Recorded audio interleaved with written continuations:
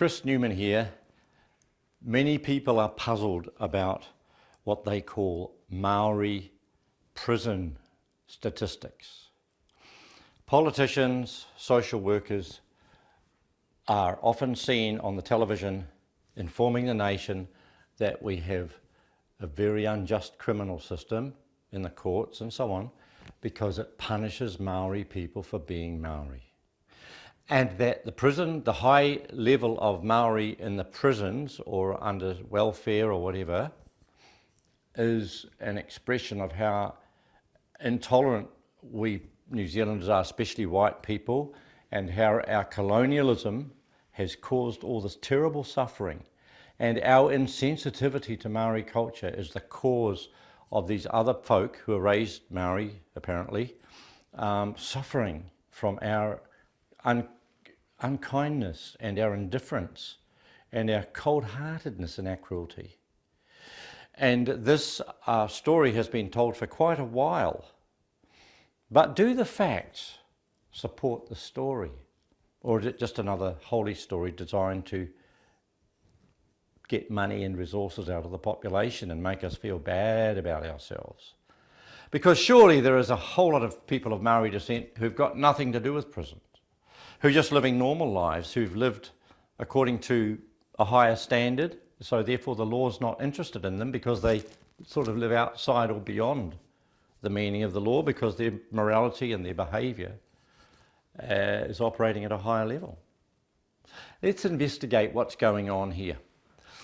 I have put into the question, you might call it, the cycle of dysfunction under Tikanga influence, because I believe that we have a cultural and a spiritual influence operating in the background that needs to be addressed. And as a matter of principle, I've said that we create a reality, all of us humans do, from our values, which influence our choices, and our choices are expressed as behaviour, and the behaviour have outcomes, and the outcomes then reinform our values, and so we get a cycle of reality, which is based on, in this blue, it's all written in blue, based on inputs. And those inputs that we have are spiritual and cultural. Now, for some people, those spiritual and cultural inputs could be Christian morality, the 10 Commandments of the Bible.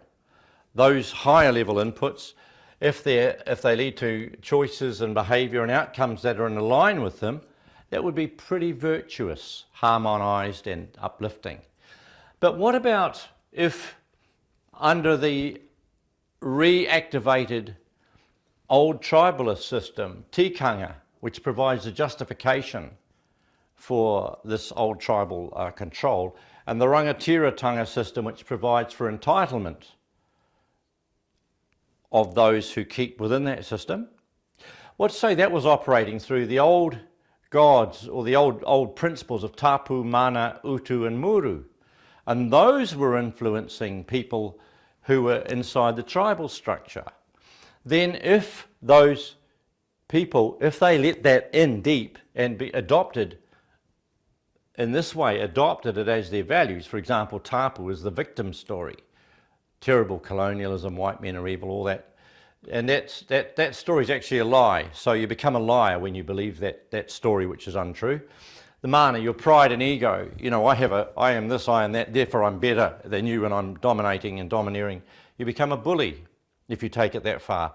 Utu, revenge and violence. If you take it, that follows along, you become impulsive, even compulsive, and driven by this desire to assert and control and break through and destroy. And then the muru, the plunder, to rob and steal. There's nothing wrong with thieving or selling drugs as a wholesale business, whatever. If those things, tapu, mana, utu and muru, in their more negative aspects, are the input in your values, then your values are going to affect your choices.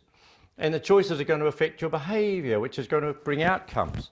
So what say if you end up in prison or in the courts or in a negative social situation, you have been living antisocially, creating antisocial outcomes. You've been self-destructive.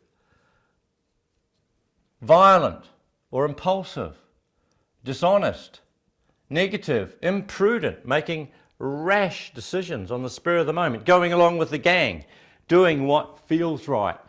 All these inputs into these kind of choices will bring what we call criminality type behaviour, and the outcomes are socially negative. The police are very interested in this kind of behaviour. The court, you end up with having court appearances if you're caught. And the jail time is often the result if it's something which violates the law and the judge says, whoops, we're in a category which now has to go into jail. And then that reinforces your values because you're now living in a world which is more criminal. And so the crime statistics are the function of the hurt community, the hurt and damage done to others in the community, the police attention, the court involvement, and then the jail. Now this is the cycle which we see as a result of these inputs, which have got nothing to do with being Maori and everything to do with adopting crummy values, because we choose and make our world. Our superpower is our power of free choice. And so our reality reflects or expresses our choices. So if we're making crummy choices, it's because we've got really dysfunctional values, which then express themselves. Now you're beginning to see how this works. That's why I called it the cycle of dysfunction under Tikanga influence. And this is the business. It's got nothing to do with white racism and colonialism and all this other sad sack story. Those are blaming others and not taking responsibility for your own choices. When we take responsibility for our own choices and base them on spiritual and cultural input of higher quality, the outcomes are wonderful. The outcomes would increase happiness and joy in the community, would bring attention of those who are seeking to build leadership, a new direction, and innovative, happier society, and build up a community and a nation of value which is based on unity, truth, love, and life. That is really the heart of it. I think the other story has just been blown to smithereens. It doesn't make any sense. The facts don't support it.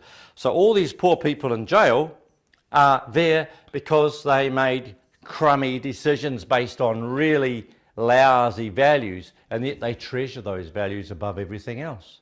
I think it's about time we had a hard analysis and evaluation of this tikanga business and the rangatira business, because it's creating a lot of fallout and damage across New Zealand, all in the name of Maoridom. I would like to hear your feedback on my exposition today, and thank you for thinking these matters through with me. I'm Chris Newman.